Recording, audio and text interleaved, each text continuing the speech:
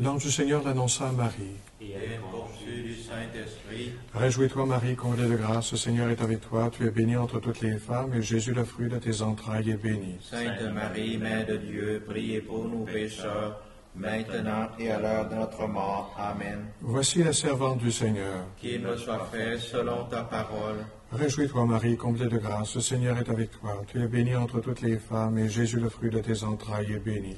Sainte Marie, Mère de Dieu, priez pour nous pécheurs, maintenant et à l'heure de notre mort. Amen. Et le Verbe s'est fait chair. Et il a habité parmi nous. Réjouis-toi, Marie, comblée de grâce, le Seigneur est avec toi. Tu es bénie entre toutes les femmes, et Jésus, le fruit de tes entrailles, est béni. Sainte Marie, Mère de Dieu, priez pour nous pécheurs, maintenant et à l'heure de notre mort. Amen.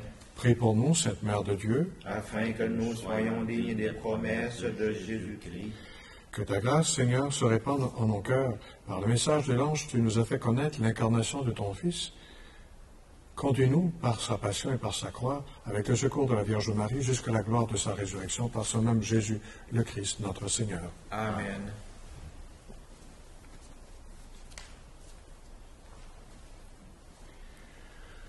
Au nom du Père, du Fils et du Saint-Esprit. Amen. En cette fête de Notre-Dame du Perpétuel Secours, je vous propose ce soir la prière d'un frère vietnamien, un rédemptoriste en odeur de sainteté, qui exprime en résumé tout ce que nous avons partagé au cours des derniers jours. Le frère Marcel Vann intitule sa prière « Le regard de la mer ». Ô mer, pourquoi tant de tendresse dans ton regard? Quand tu penches la tête et fixes les yeux sur moi, je vois sur ton visage une extrême bonté. Ton regard est pour moi une tendre caresse.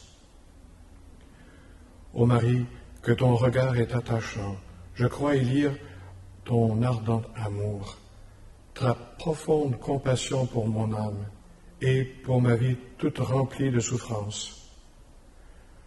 Tu me regardes sans cesse, tant dans les jours de joie que de tristesse, et ton regard est une invitation à me jeter dans tes bras pour y être cajolé et guéri de mes blessures. Ton regard est ma consolation dans mes peines. Elle est la joie et la paix de mon cœur. Si je fais un faux pas et tombe dans le péché, ton regard est un avertissement pour mon âme. Les jours où je suis joyeux, tu me regardes aussi avec amour. Comme pour ajouter encore à ma joie et dans ta bonté, tu n'oublies pas de me regarder dans les combats de la vie, comme pour m'encourager à garder la patience. Surtout dans les moments où je suis à bout de force, tu ne manques jamais de me regarder. Dans le trouble comme dans les dangers, ton regard est mon réconfort et mon soutien. Ô Marie, je t'aime beaucoup. Il me suffit de regarder ton visage pour être rassuré. Il me suffit de regarder ton visage pour dissiper ma tristesse. Il me suffit de regarder ton visage pour recouvrer la paix. Ô Mère chérie, que de tendresse dans ton regard.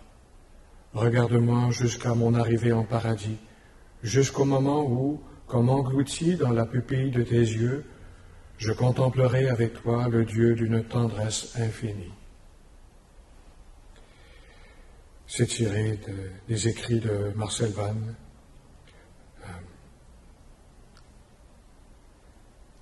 Notes intimes. En date du 8 décembre 1948. Pour ce jour de fête, j'aimerais évoquer devant vous quelques témoignages pour nous encourager à avoir une confiance plus grande encore envers Notre-Dame du Perpétuel Secours. Exemple, pour nous aider à prier en ce temps de pandémie. Je vous rappelle qu'en 1882, le peuple haïtien a prié Notre-Dame du Perpétuel Secours et considère avoir été libéré de la vérole noire par son intercession. Ou encore, je vous transporte dans un autre pays, le Vietnam. Un confrère me racontait ces derniers jours qu'un confrère, maintenant rédemptoriste, sa mère ne réussissait pas à avoir d'enfant. Vous vous doutez un petit peu de la fin de l'histoire. Cette maman se confie à Notre-Dame du Perpétuel Secours et promet d'offrir un fils à la communauté des rédemptoristes, si elle a à avoir un fils. Elle aura un premier fils, puis 2 filles. Le fils deviendra rédemptoriste, comme preuve de son attachement à Notre-Dame du Perpétuel Secours. Dans ce même pays, alors même qu'au cours de ce XXe siècle, les autorités communistes ont détruit plusieurs églises, fermé plusieurs autres, eh bien, le sanctuaire de Notre-Dame du Perpétuel Secours, dans la capitale, à Hanoï, n'a jamais été fermé. On n'a jamais pu empêcher les chrétiens de s'y rassembler. Encore aujourd'hui, l'Église célèbre la fête de Notre-Dame du Perpétuel Secours. J'ai rencontré, voilà plusieurs années, le confrère qui, pendant des années, a été seul comme prêtre là, le Père Bic. Quel témoignage j'ai reçu. C'est parmi les plus beaux témoignages que j'ai entendus dans l'histoire de la vie de l'Église. Et on pourrait faire le tour de la planète.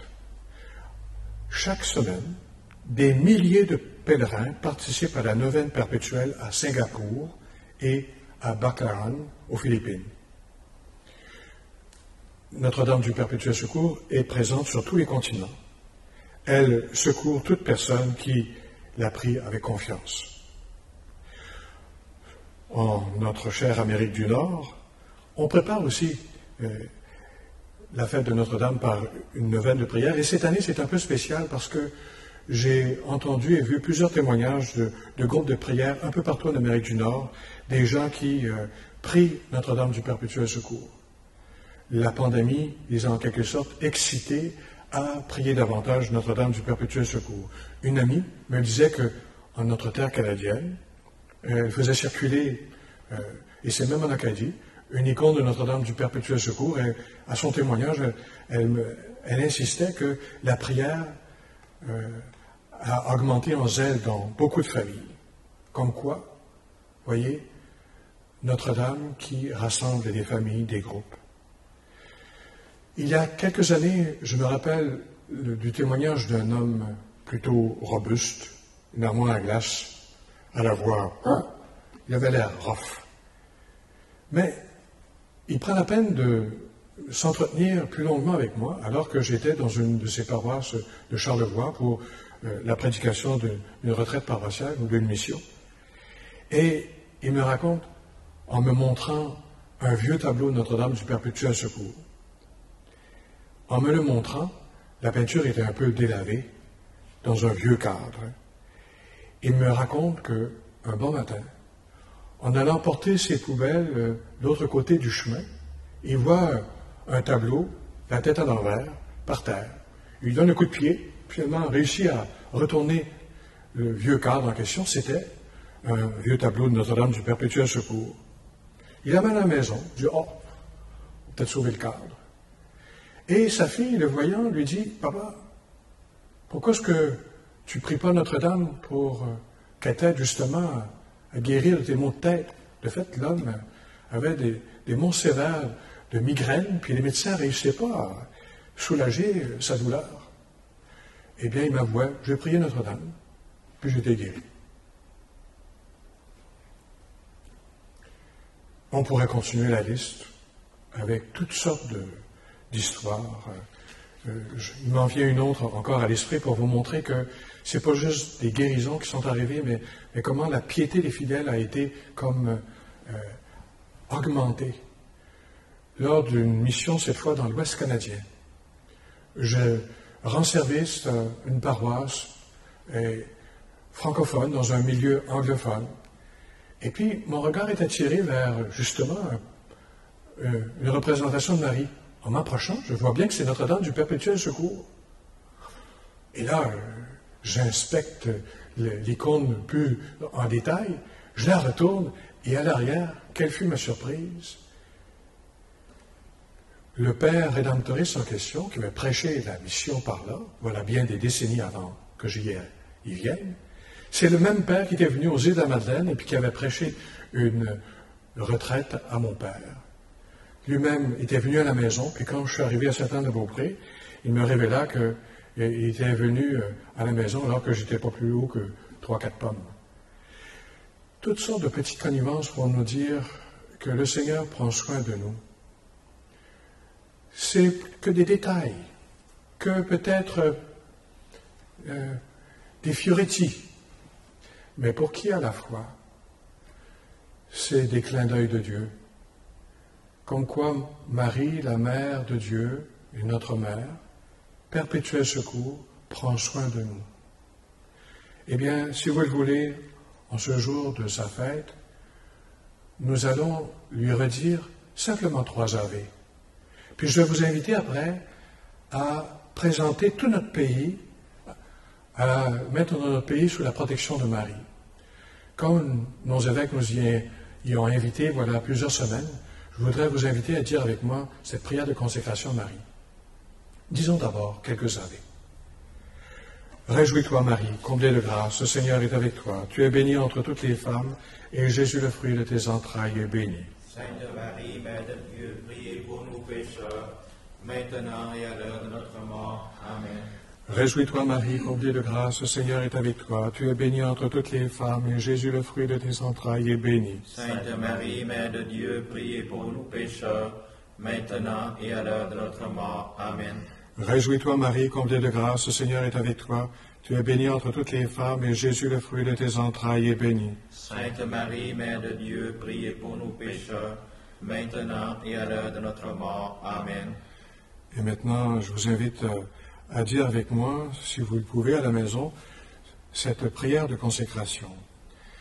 Très sainte Vierge Marie, Mère de l'Église, en cette période de pandémie, nous tournons nos regards vers toi et, dans le Christ, nous te consacrons les fidèles de notre diocèse ainsi que toute la population du Canada.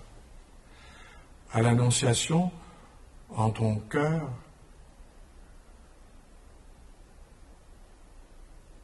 la crainte a fait place à la confiance lorsque tu as accueilli le mystérieux plan d'amour de Dieu qui, par sa providence, ses soins et sa sollicitude a engendré une vie nouvelle en toi et par toi.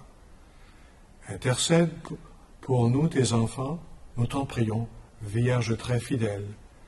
Donne-nous la foi, l'espérance et la persévérance pendant que nous nous efforçons de rendre service et de porter témoignage à tous en répondant aux besoins de ceux et celles qui sont affectés par ce virus.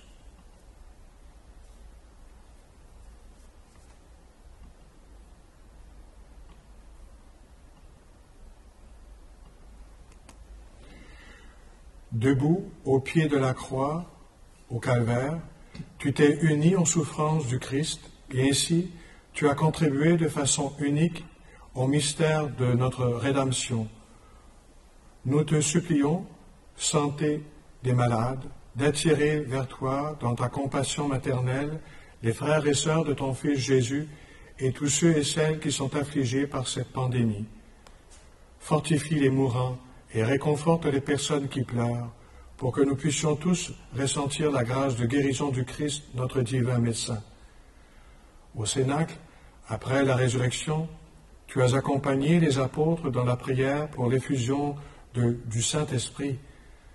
Dans ton souci maternel de consolatrice des affligés, accompagne les professionnels des soins de santé, tous ceux et celles qui prennent soin des malades, et les personnes qui cherchent un remède pour mettre fin à cette pandémie, pour que l'Esprit Saint puisse renouveler la face de la terre.